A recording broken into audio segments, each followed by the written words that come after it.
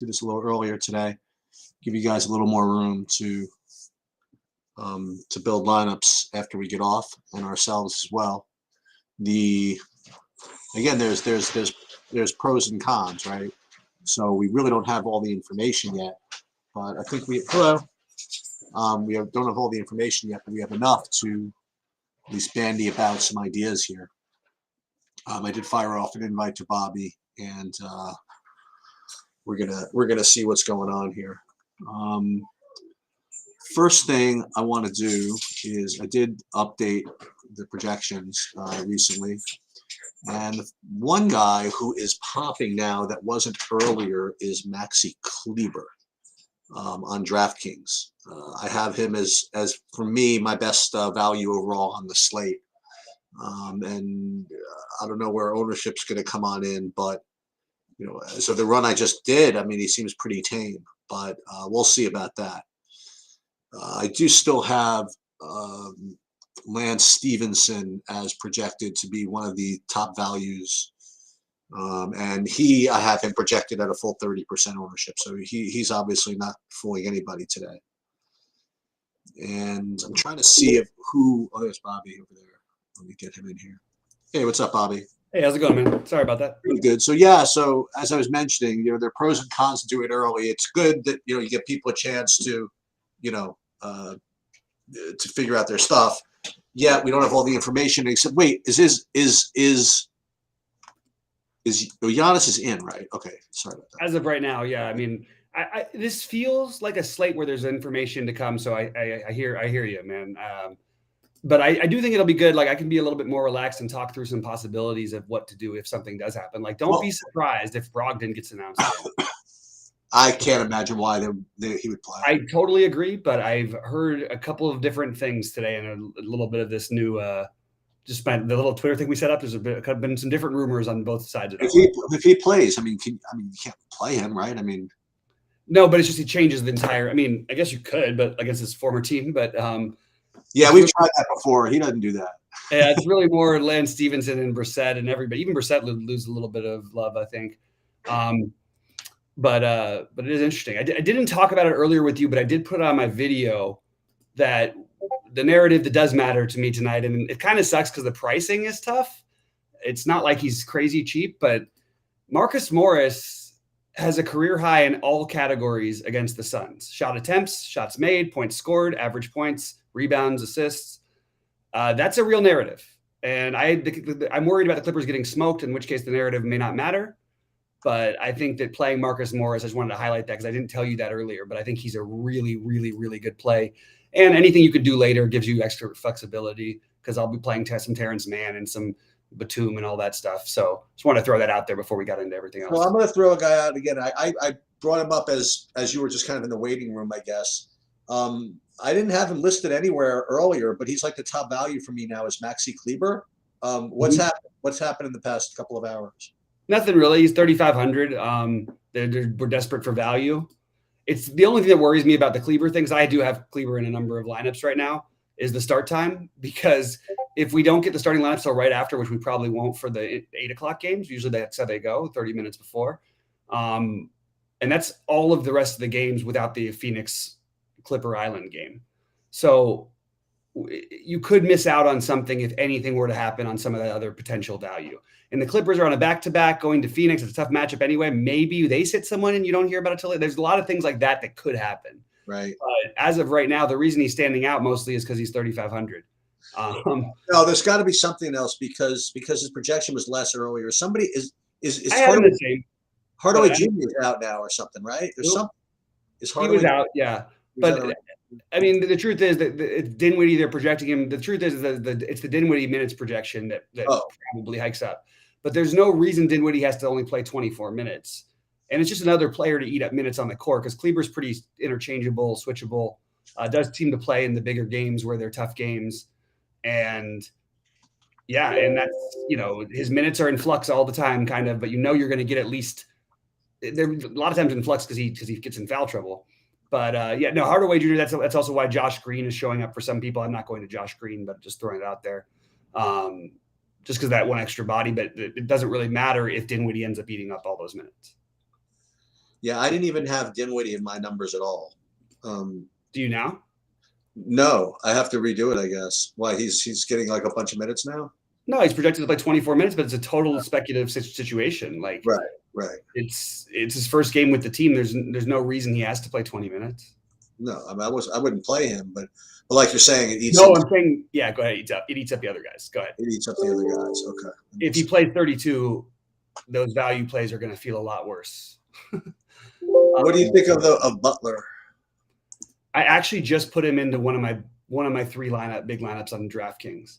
Okay. I don't think it's a great spot, obviously, but I will take the Jimmy Butler versus those are the kind of games, man. Like when you go up against the really tough spots and Dallas is a good defensive team, but you kind of throw that stuff away with Butler because if he's the ultra aggressive mode Butler and it's a close game, you're going to get so much usage out of him that he's going to get to the line a bunch of times. I just feel like he's got a really good shot to put up 50 fantasy points, and would be awesome, obviously. But obviously, they're with everybody back, for them, it's not quite as enticing as it normally would be. I mean, maybe people have forgotten though that there is no Tyler Hero, and I think Butler at 8,600, just the price alone is Trae Young's in a bad matchup too, but the price alone makes these guys really good plays. Yeah. Who are your favorite? Bullock and Trey Burke both being out. That's I think what it is. And we're gonna have weird Boston questions coming up soon, I think. If they're not there, because Robert Williams is not going to play. So Tyson's going to show up? Is that the? Well, Tyson. Then the coach just came out with Tyson's not going to play more than 15 or 20 minutes. Okay. He said he wants to keep him in the 15 to 20 minute range. Marcus Smart is also not doing well, but he's currently on pace to play. We should know about that before lock. Grant Williams is not the kind of value that I am too fond of in general, but when you're starving for value on this slate, could he, he's probably going to get 15 for you, but every now and then he makes a few threes and you get to 25 and you feel good about it at 3,200, but I don't know. I honestly think if anything, maybe it makes Horford a little bit more interesting. I don't know. That just came up, so I'm curious to see how the projections. So assuming that Brogdon is out for a second, you're playing Lance, I presume, right? Yeah, if Brogdon's out, I'm going to have to play a lot of Lance. Now, I don't think I have to lock him in, but I want him not starting from a tournament perspective, and I want him, if he's starting, I feel pretty good about it. That's fine too, yeah. Yeah. But if he's not starting and that projection drops and he ends up 25% owned, I don't think that'll happen, but it might. You might get the chalky Dwayne Washington. I mean, if he's playing with the second unit, he's Buddy Hield. If Buddy Hield, Tyrese Halliburton, and Brissett are all in the first unit, and Dwayne Washington is too, he's going to get the second unit usage from everybody. He's still the highest usage player on this team. He doesn't play as many minutes, obviously. We know those can go in pats, but he's been the highest usage player on this team with no what's his name, the guy who was traded to Cleveland. But mine is sort of spinning, so it's tracking everything. But it's pretty interesting. I don't know. I'm curious to see what happens to him with projection wise if he's not announced starting. But either way, I think he's a really good play, assuming that we don't have Brogdon. And I still like my Jalen Smith long shot tournament play. It's a large field tournament type of play. But when you're starving for value again, this guy just put up 36 in the last game. He's had 2 games. He's 20 and 36, or 19 and 36 in the last 2. And he's going to get some run. And there's also a blowout run he could get in this game. So where everybody's going to play Brissett, maybe when you're not playing Brissett, you throw in some Jalen Smith lineups. What do you think of Clint Capella? Clint Capella, I think, is a good play. But I also think that you could make a very similar kind of argument and at much, much, much lower, meaning 0 ownership on another guy who's got a decent projection for a guy who's going to be 1% owned, and that's Harrell. Needing size against Towns, even Vanderbilt and McDaniels are fairly long. Harrell, they traded to play this guy. I'm not saying he's going to end up starting tonight, but wouldn't surprise me if he did, first of all. And it's certainly, he played 29 minutes in his second game with the team. If he's going to play 30 minutes, he might be a better play than Capella. And maybe you play those two good together in some lineups, which I definitely did. Anyway. I really like the Harrell idea as, you build a fairly chalky-ish lineup that maybe you're not crazy about, but you play Harrell instead of Capella or something. I mean, why can't he outscore Capella? I like Capella. Don't get me wrong. I mean, Capella feels like one of these days he's going to put up like 50 or 60. But in all fairness, like Harrell has actually been better production-wise per minute than he has been this year. A couple of other value guys that are showing up for me. What your opinions on? Three of them coming from that Clipper game: Batum, Kennard, and Zubac. I mean, I don't know for sure that Kennard's going to play, but I like the idea of trying to backweight it. His minutes are so in flux right now. It feels just like a long shot tournament play that's getting like 10% ownership, and that just feels way too high. Okay. But at the same time, I like him as a tournament play, but I was sort of thinking he'd be like the 1 or 2%. Bertan's also available to come off the bench today. And I think that we already had that projected. I'm just going to double check because Dinwiddie's also in. Don't be surprised if the projection systems in the next hour start loving, or not loving Dinwiddie, but start projecting him for a lot more minutes than he's currently projected. Yeah, I have him for 24 minutes. Yeah. And they have Bertans in there. And by the way, Bertans minutes also in flux. I mean, he goes out there, he makes 2 threes in the first half. Those two 5-minute runs he was going to get turn into two, I don't know, to a 12-minute and another 12 maybe if he gets hot or something. I don't know. There's just a lot of guys on Dallas that could take away from that Kleber range, I guess, except for the one guy who's not going to get played that much and no one likes playing him and it's a terrible matchup and everything. And I totally get it. I don't think it's wrong. Like it's so ugly to look at the stat thing, but like to add him to extra value to get in Luka and an Embiid, if you had to throw in Dorian Finney-Smith, I don't think it's like the worst thing in the world. That's interesting. Hate it, but I don't really. I'll tell you what I hate. So I got a couple of hates. Okay. I gotta hate PJ Tucker. I gotta hate Isaiah Hartenstein. These are just guys that are showing up on my value list. I don't want to play. It's kind of hard to say, but every time like Deandre Hunter shows up as good value, you kind of always like lead me in the right direction to not play him. And I do have him at like 15% ownership, so he does. He is getting owned here. Are you interested in him at all or not? Wait, which one is it? DeAndre Hunter. So I have some of him, but I agree with everything you said, though. Just about him being like, it does change things with Collins out.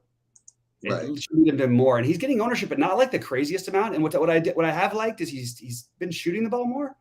The shots I believe are up per minute on basically month by month than they ever have been. So there's still some things he can do out there. It's an interesting thing when he's showing up. Like last week, for example, we had basically the same guys all available to play, and except for Collins was playing too, and Hunter was like the same price. They were 4,200. He and Herter, and literally it cost me winning a tournament because I played Hunter instead of Herter. Not a huge tournament, but a tournament. But anyway, the Herter now is basically the same price and is projected for 0 ownership, and is probably like they're going to both be pretty safe for their 30+-ish minutes. Right. So I don't understand why we don't just try to go to Herter. At a couple spots, I needed a shooting guard instead of that position, so that's what I did. And I don't love it, but this is not until we hear more value. A lot, maybe these names become irrelevant, but at the moment, I think they're still a little bit relevant. And is somehow Jordan Nwora still in play? Not unless Giannis is out. I mean, sure, could he get hot anytime? But like, I don't know. They're playing these other guys. They're playing that guy Wigington a lot. Okay. You could always throw him out there. Like he's a guy who can get hot, but I don't know. It's not my favorite thing. He has 3K. I think if he was 3.3, he'd be like projected at 0.01 ownership, and because he's 3K, he's like got 5% projected where I'm looking. Right. What about a guy we talked about earlier, Darius Garland? Darius Garland. So, guys, I'll get to all the questions and everything. I really like the matchup so much that I'm willing to overlook the potential usage loss to LeVert. That's the way I'm approaching this, but it scares me a little bit, to be honest with you, because LeVert's a big usage hog, man. he is, man. He just eats up usage. He takes a million shots, but Garland is a good basketball player who doesn't try to force things. I mean, he'll take a bunch of shots because they needed him to this year because they didn't have they didn't have Sexton, they didn't have Rubio creating. So he's really become the guy. And, I do feel good that he had a 35% usage rate in the last game with LeVert in there, which is a great usage rate for him. And he didn't do any peripheral things, but as long as you just have weird things happen. I do worry the assists are going to go down from him for a while there. He was a lock for a double-double every game he played. This is just such a good matchup. I'm just going to play, I think right now my plan is to have about 35% of Garland on DraftKings. So that's where I'm at. And is there concerns, of course, but I think he's got so much upside. And I like the run back because I want to play Trey. If I play Trey and Capella together, it's nice to have that natural run back. And I've got a lot of interest in Bogdanovich today as well. I am playing a Okongwu and sort of that's another way you can counter the love for Capella. Okongwu is 3.4K. The minutes could go to him instead of Capella. Remember, he's closed a lot more games than Capella has. If you take over the last 2 months in general, but it was different with John Collins in the lineup. So it's hard to know, but in a weird way, it could actually go Okongwu's way. So I don't know I don't think it's just this lock that Capella plays the 30 minutes. Maybe it happens. Maybe he plays 36. Probably not 36, but maybe it's 32. And Okongwu only plays 16. But also, I'm holding out possibility that they may go double big here at times to match up with the size of the front line of Cleveland, because you're playing two centers essentially if you're Cleveland in a way. I mean, Mobley plays everything, but he's a big guy. So maybe you'll see Okongwu, who's probably their best defender, out there with Capella trying to match up with these guys. Guys, I'll jump into questions now. Hopefully that was helpful. And I'm Bam tonight. So I like the idea of playing Bam tonight better than I can actually pull the trigger with it, is my best way to put it. Cheech, are you getting any Bam tonight? I didn't really build yet, but I don't believe I'm going to be getting to him. Yeah. Good defensive team that he's up against, but I do like him fine. He projects well. I probably even am going to do the thing Sheets isn't going to do because of how starved we are for value. But again, I wish the game was later, but I might throw PJ Tucker? Yeah. I hate doing it, but it's been a little bit different this year because he's actually had some upside games. Doesn't feel great, but is it really so different from Kleber? I don't think so. Let's see. Giannis is in tonight. Okay. Which makes my Jalen Smith weird long shot play even more viable, because that game blows out and you could see Jalen Smith for 26 minutes against a bench unit. Right. And I think that could be 30 fantasy points for a guy who's going to be unowned. So no Steven Adams interest for me. Am I missing a price where he makes sense on either side? I know he's 5,800 on DK. I didn't come across ever needing him on FanDuel. Do you have any interest in him? Who? In Steven Adams. He's just not a guy I play. Yeah. I'll find him at a certain spot when he's a certain price, and he's put up some big numbers lately. It's his old team, and people are, love to ask the question about the old team. He's been really good, really good. I think people would be shocked if you looked at his numbers. He's put up double doubles a million times lately. That's why he's 7K on FanDuel. I guess he's okay. You know what? I'm going to take back what I said. I think he's fine. I don't love him in this matchup, by the way, with Joe Val, but these guys were traded for each other, and I guess you could say that means something. I don't know. It's not a guy who I'm getting too much, but I don't think it's the worst pivot. I mean, why can't he outscore Capella again? He does it every single day. This is really interesting. So I did they have this micro thing or whatever on DraftKings, so I'm playing 150. Yeah. And I ran 150 given my projections and using actually SaberSim, and I put a little bit of variance into it. And interestingly, I'm not getting more than 30%, 32% of anybody, which is very strange. That's interesting. So I'm that makes sense on this slate, but that's a kind of crazy number for what you're thinking right. it does. Yeah, I mean, like Lance Stevens, I'm like only 32% Lance Stevenson, for example, um, which is actually kind of cool. So Yeah. I'm gonna put those in like that. Yeah, I actually think that that's this guy, that kind of slate. Like you look at some of the other guys in the industry and who they've talked about for cash game plays and the obvious plays who you start your lineups with, and they all have paths to not getting there, and a lot of them are through each other. You know what I mean? Right. Like Lamelo and Rozier look like the best plays on FanDuel, but should you really play them naked? If you know what I mean, like without a run back, if you're playing them, you're playing them for the game environment. If they go off, you're going to need somebody on the other side to go off unless it literally goes perfectly evenly distributed. And this is which game? And this is Charlotte, Minnesota. Yeah. And that brings back the Edwards question. Is he my favorite run back? That's a very site dependent issue for one thing.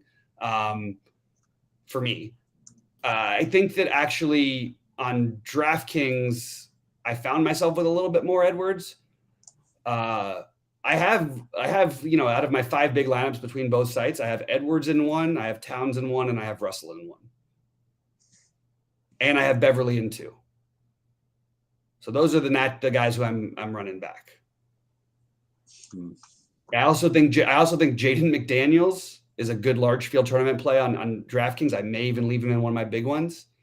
He sort of fits that same mold with the Kleber guys, but Right. his minutes have been trending upwards. He doesn't. It's tough with him because he doesn't ever like to really go crazy shooting the ball. But this is the kind of matchup he gets tons of. He steals and blocks. He's usually a pretty solid rebounder who can actually create a little bit. Gets a few assists. 20 plus fantasy points is what we need out of. He's 3,500 on DraftKings, not 39. But on FanDuel, I actually used him in a lineup that was one of my big ones right now because he does get those steals and blocks. And look, you're talking about, like we just saw it last night. Somebody had 9 or 10 stocks.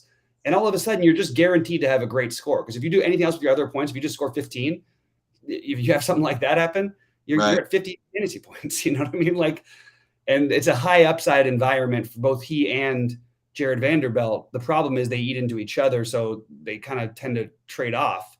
I really just wish there was one. I wish Naz Reid was out tonight or something and give a few extra minutes to these guys because I think one of them is going to have a big game. I think Vanderbilt's the one who people are playing on DraftKings. But I think you could make just as good of a case for McDaniels. I'm sorry, on FanDuel, who's where they're going to play Vanderbilt. On DraftKings, no one's going to play Vanderbilt. You know who? It's like a totally random play, but you know who looked really good the other day? Was Derek White. I'm just saying he looked very good on the court for Boston. Yeah. I would probably need Smart to be out before I could do something like that. But I get it. I don't think it's a bad play at all. Yeah. Oh, they did announce the starting line with Smart in it. So Smart's definitely in now. He was feeling a little sick earlier. Grant Williams is going to project now as the guy. But it's not like a guy who's the guy. You know what I mean? Grant Williams and PJ Tucker have a very similar line of results. And I think I would probably, especially if the ownership flocks to Williams because of this late news, I don't know. It's close between the two of them. But I just want to point out, Grant Williams has played some minutes in some games this year. And I mean, you don't need 30 because he's 3,200. But I don't think he's put up 30 fantasy points this. Oh, he did. He did the first game of the season. Other than that, he hasn't put up 30 fantasy points. And we've seen him play 30 plus minutes. I don't even think he would play that many tonight. They have, again, in their lineup that he's not going to probably close because you've got Derek White now who's going to come in with the Smart, Brown, Tatum, Horford, and Tice is going to get run as well. So I feel the people flocking to the 6.5 or 7x projection on Grant Williams might be enough to have him. He now becomes like a guy you should maybe try to consider fading. But I guess if you're mixing in all these guys, you got to do it with somebody. So he's going to project much better as a much better play than a guy like Jalen Smith. I know there's a little price gap, but I think that Jalen Smith has a significantly better chance to get to 30 fantasy points, whereas Grant Williams is going to get to 20 more often. If that makes sense. That makes sense. Yeah, I never really played Grant Williams. Yeah, he does. He's a low usage guy. I actually like him as a real player. He's fine. He doesn't shoot the ball and he doesn't get double digit rebounds. I don't think he's had double digit rebounds this entire season in a game.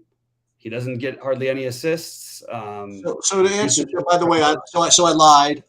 I do have some Bam. Yeah, I think that Bam isn't okay. I think he's solid actually. I just didn't find my builds leading me to him. And you know who I have 20% of? Wow, this is weird. I'm not weird, whatever. I have 20% of Miles Bridges.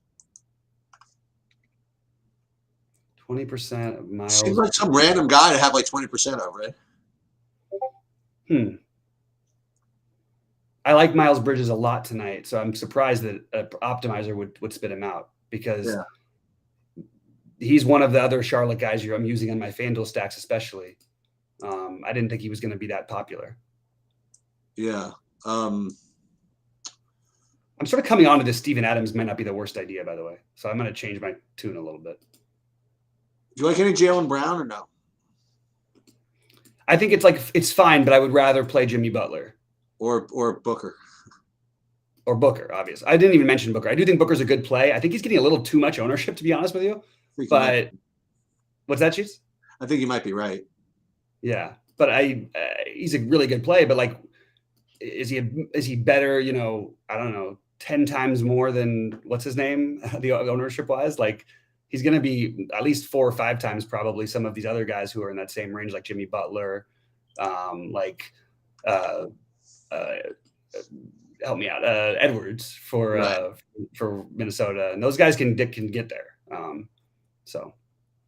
I have 10% Luke Kennard for now. I gotta obviously I have to remind myself to make sure he's playing.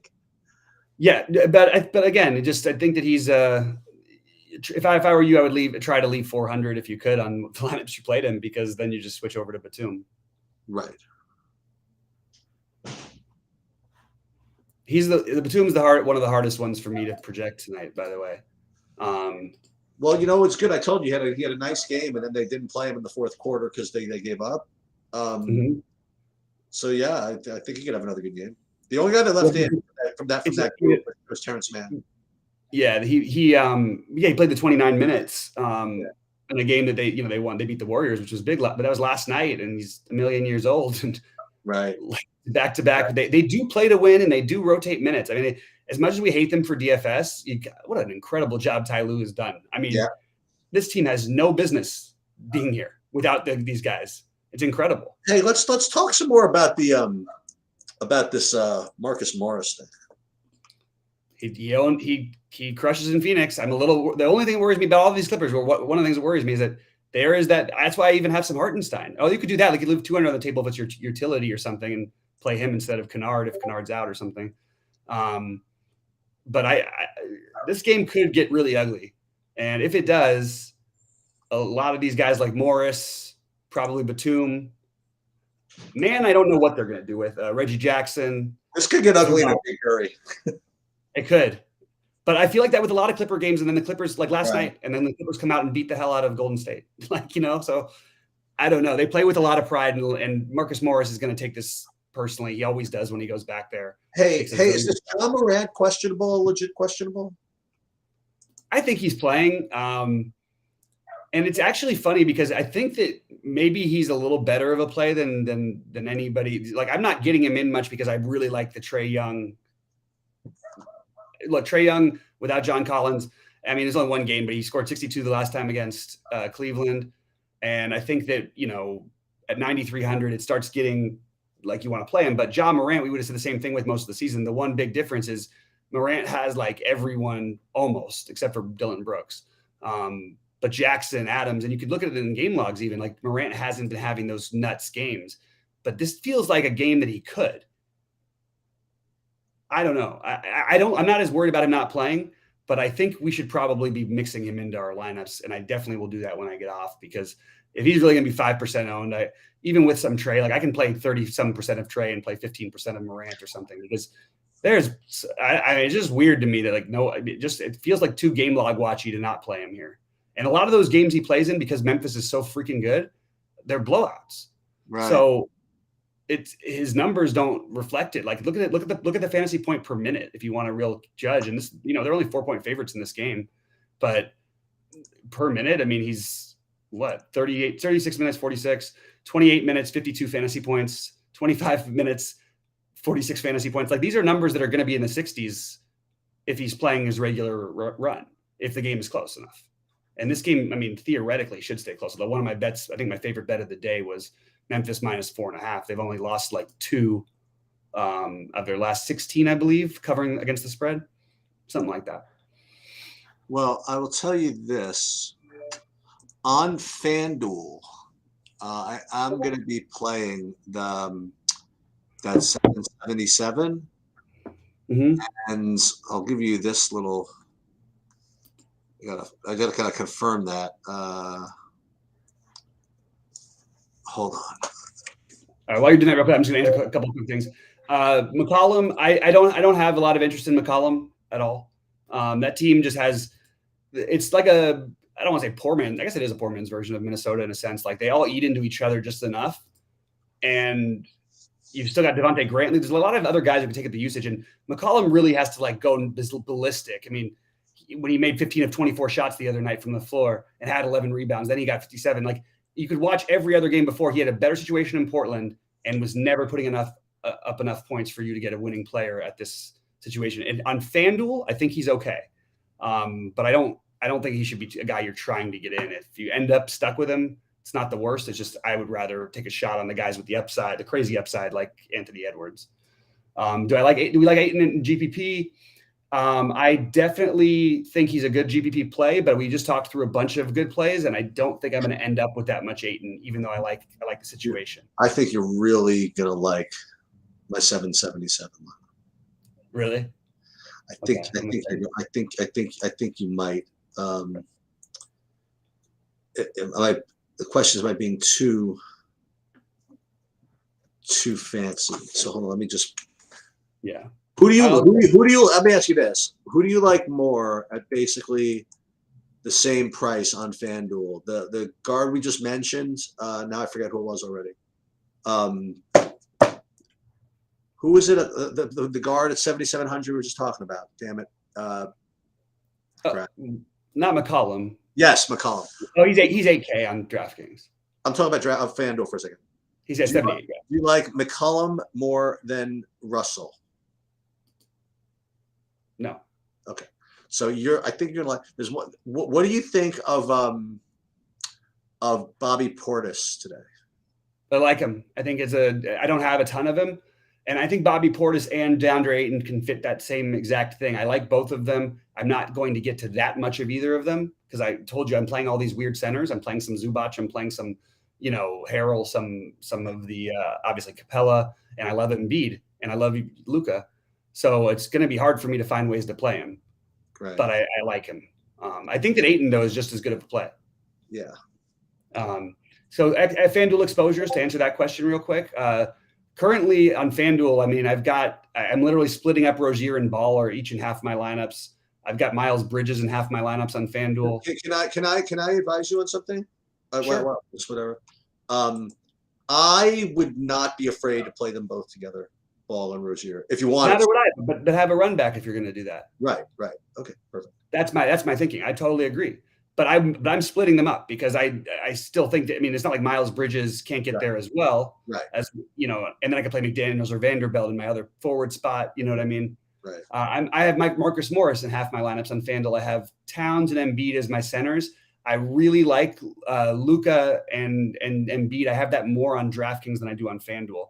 But I have a lot of Luka, and I have Kyle Lowry right now locked in tentatively. It's a weird guy to lock in. I just can't resist the price. And that's just the honest to God truth. What's his price on FanDuel? 5,900. We got to do this. Oh man, this is such an awesome lineup. Now, if I could do this. I mean, Butler was averaging Lowry before he was out, he was averaging almost 36 a game or something. If that's just your average, like, what the hell are we not playing the guy at 5,900? That's my thought anyway. Also, he did just put up 53 the other day, the game before last. And he's been kind of consistently not playing well and not actually getting the usage maybe that you'd want. But I think that at 5,900, I'm not going to lock him in, but I have him right now as my main point guard. on FanDuel. I need to save $300 somewhere.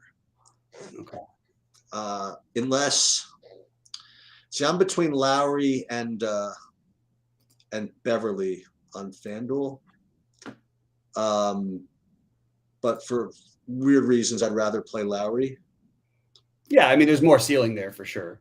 Ceiling potential. Well, yeah. So I need to save now 300 somewhere. But there's no way I'm giving him a maybe. I don't need Portis necessarily. So but he rates to be such a good play. A power forward, I You don't can't. need him. Yeah, but there's no one else to play at that price.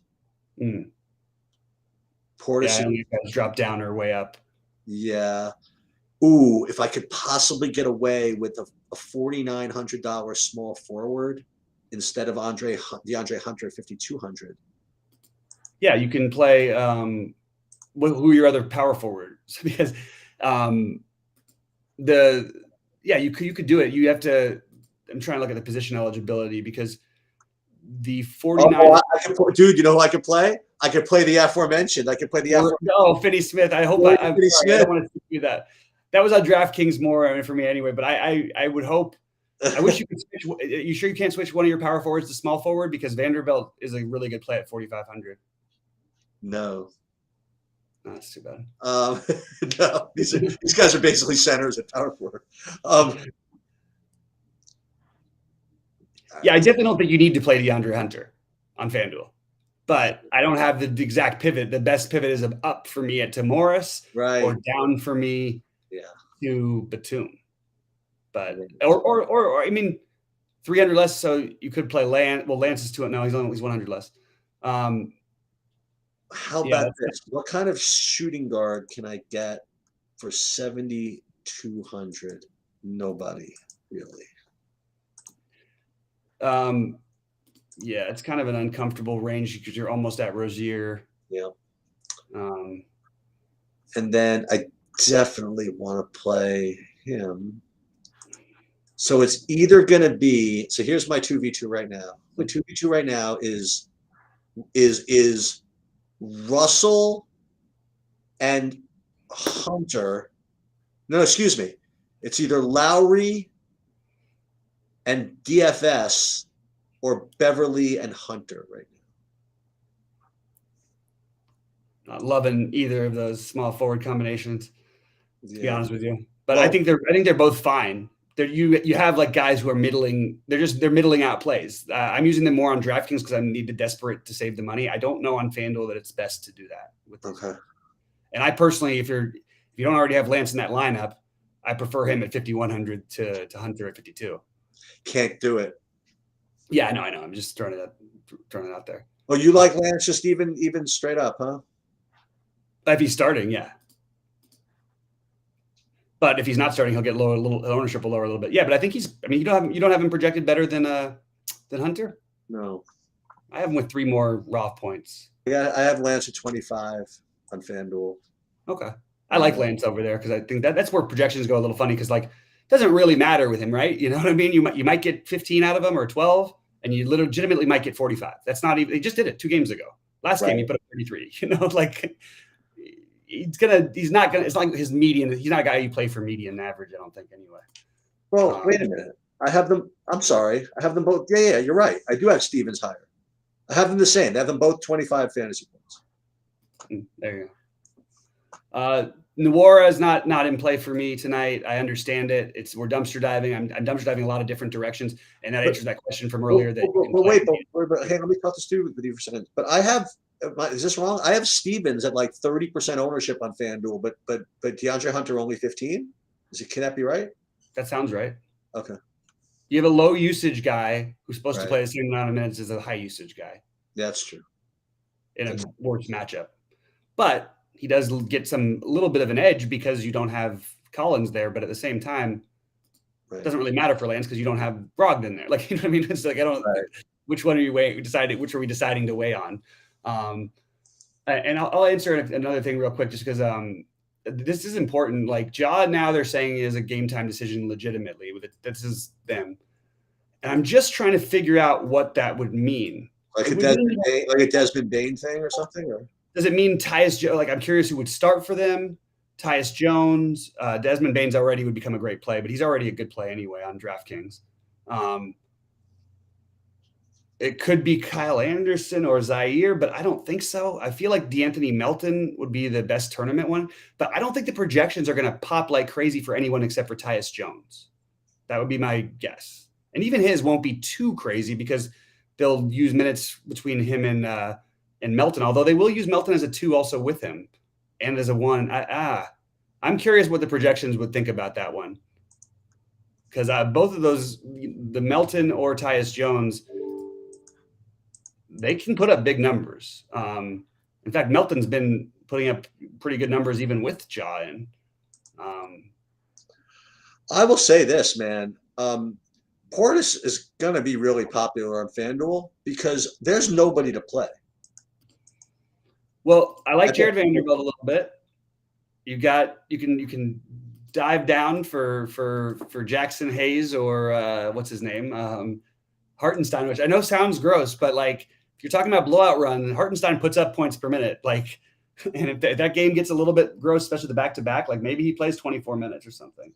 Well, let me do this. If I played Vanderbilt, now I got some dough to spend, right? Yeah. Well, remember, I have Marcus Morris rated as a lot higher than everybody else does. So no, he's in already. Don't worry. Yeah. And so, you're totally right though. Portis is the guy because it's either that or you're going to spend down for Vanderbilt or Williams, and those are all plays in flux. I mean, Jackson Hayes is going to be popular. I don't think Hartenstein's going to be popular, and I just think if he gets the minutes, if he can get to 20 minutes, you could probably get 25 fantasy points out of him. I think Ibaka is viable, but on a back-to-back for that guy, this would be a sick play. That's why it is pretty gross over there. I have to say the sneaky one is Jared Allen. Ooh. Can I get up to? Oh, I can play him. I'm going to see where Horford's now. We got Horford projected because I think that's kind of important. I think Horford is the guy now. So I think that's the better play now. Feels weird, but I have I have exactly 100 left, and I've got a lineup. Instead of Harrell, I think I'm just going to switch it over to Horford. Just makes sense. Shoot. But the cool thing is I keep feeling stressed about time, but we're good because I've all going. We got all day. Yeah, exactly. Boy, this would be a ridiculous play. Like one day late. How about play Middleton with Giannis in? That's no chance. That is no, that's not. I don't think there's anything wrong with one of those guys can get. They almost. The weird part about them not getting there without him one time is they literally usually get like pretty close to there every game with him. I don't think there's anything wrong with Middleton. Ooh, now you're McCollum, Garland. McCollum or Garland or neither. McCollum for median average, Garland for ceiling.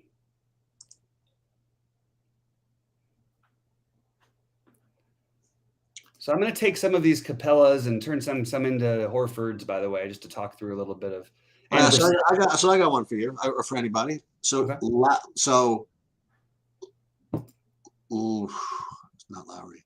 Yeah, Lowry, Portis, or Garland, Vanderbilt. It's got to be Lowry, Portis, right? I mean, it just has to be. Or no? I think it's closer than when you think about it, but I think that's right, but I think it's pretty close. You think it is close? Mm-hmm.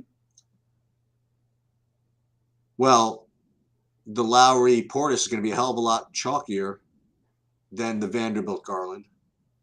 Yep. And the Garland has a wide range of outcomes. But again, like I said, for McDaniels, this is the kind of matchup where they can get like 6 stocks. And then again, they just have their game normally, the up-pace tempo.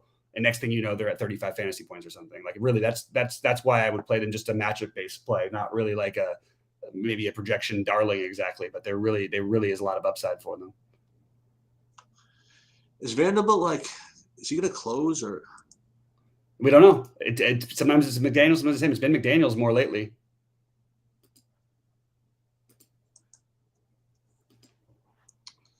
This looks to be my decision for now. And I go Garland like not interchangeable, but between him and McCollum. But I don't know. Like you said, I mean, Atlanta, I mean, they can give up some freaking points. Yep. Is Mobley out? No. Why, I'm trying to think of how Garland's going to get a ceiling here with LeVert in the game. I mean, he would have if he did anything other than just his scoring last game. And it's not like he's a guy who doesn't do things usually. The problem is like, will the assist rate go down enough to where it becomes really serious, like a big issue? See, I have Middleton. I even have him getting owned. I have him like 18%. Middleton at 18%. Yeah, he's on Fanduel. Yeah. Yeah.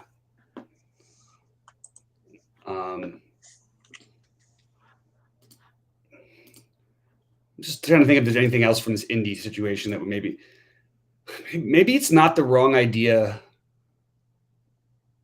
I can't get over this Jalen Smith thing, but I'm not doing that much of it, which means I probably should commit myself to doing it. What do you think of you talk about Halliburton and all? Yeah, I think he's fine. He's 9K on FanDuel. I have like a lineup or two with him, but not my favorite. But there's definitely the upside is there, but you need that game to stay close, and he might be the guy to do it. Yeah. Shake Milton. I wonder what that is referring to.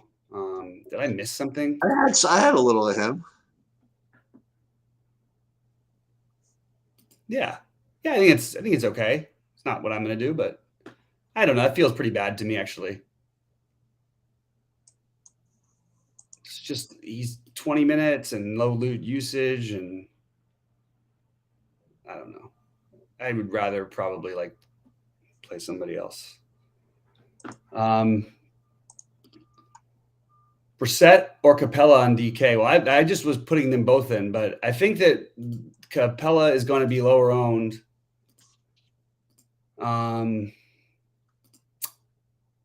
I think Horford belongs in that conversation.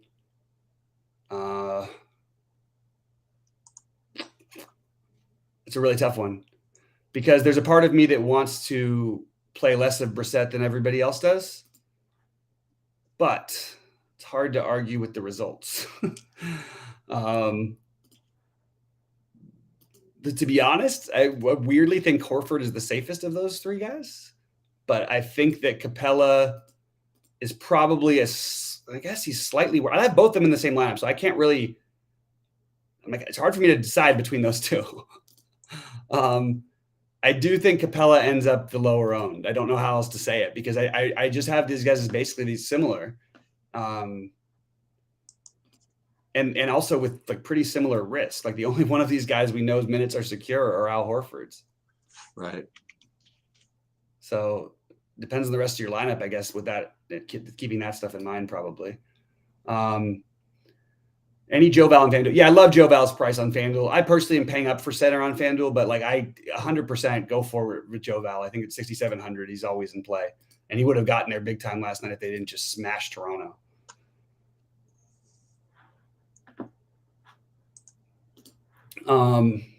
Thoughts on Jason Tatum on FanDuel? That's a good question.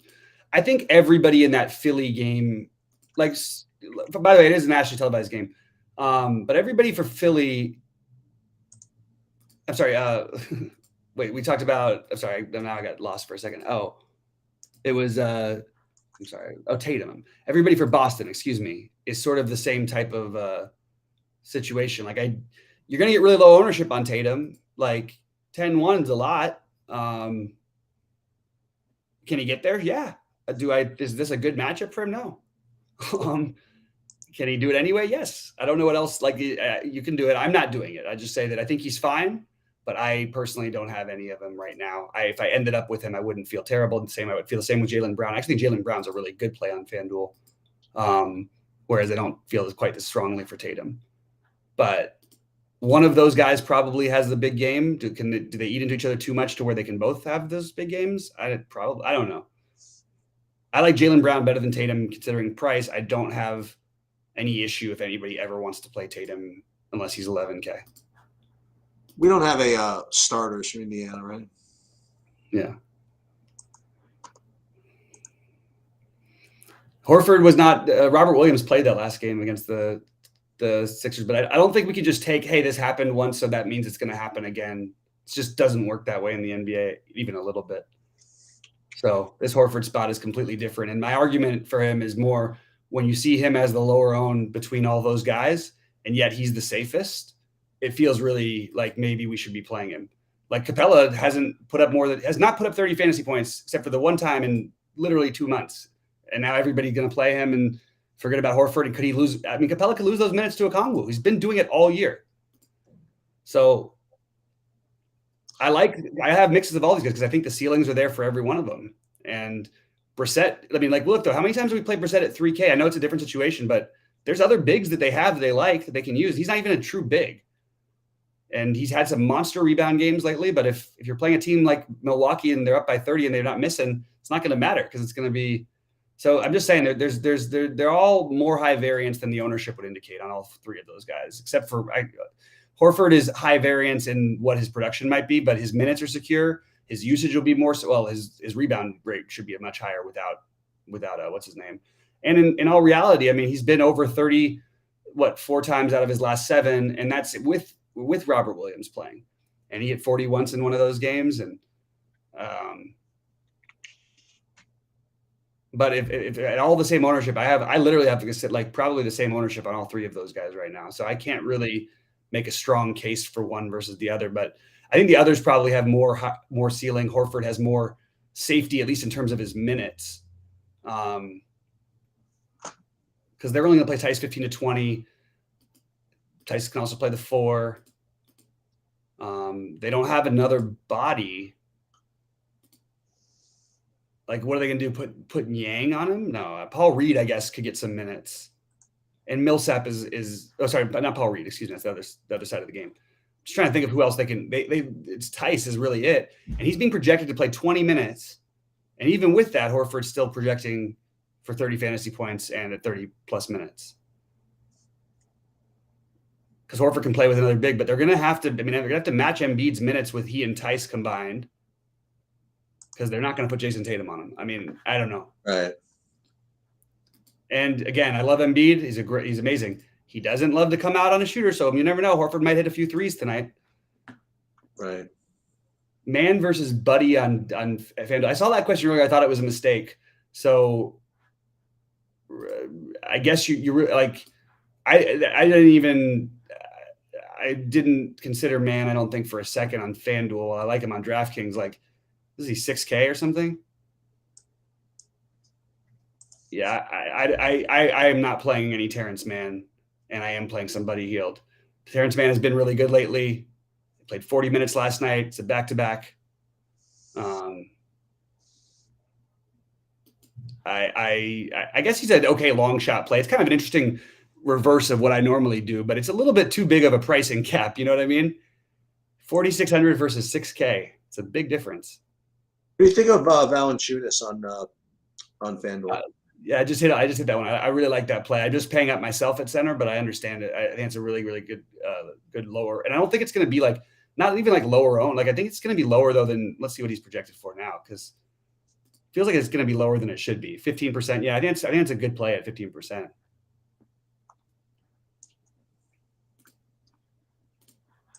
All right. What else have we got in here? A little bit too chalky. So maybe if I just get rid of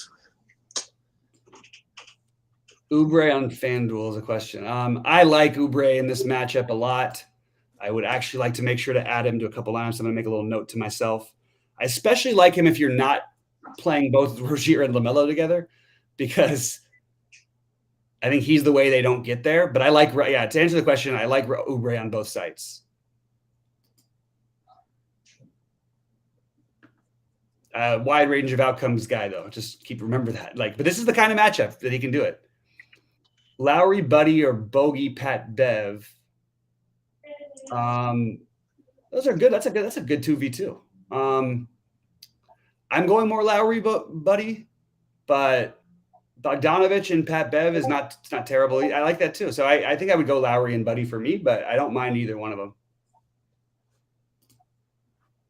Jaren Jackson. I think he's a good tournament play. I'm not playing him just in the interest of transparency. If Ja is out, I would give him a boost up big time. But I think he's a good play. I just am not able to get to him quite. On Fanduel, he's 7,900 and 72 on DraftKings. I think he's a good play, but again, I'm not getting much. Are you getting much Jaren Jackson sheets? No, I was just considering him on Fanduel. I think he's legitimate, but I don't know if I'm going to just be able to do it by the nature of the slate.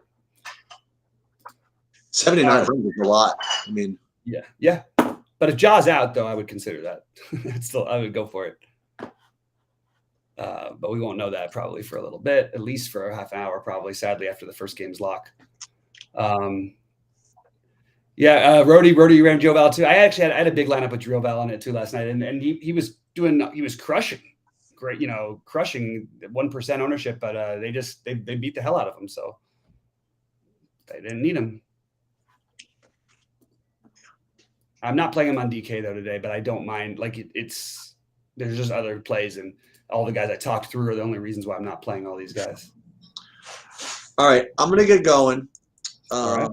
I am gonna go with the Portis Lowry thing.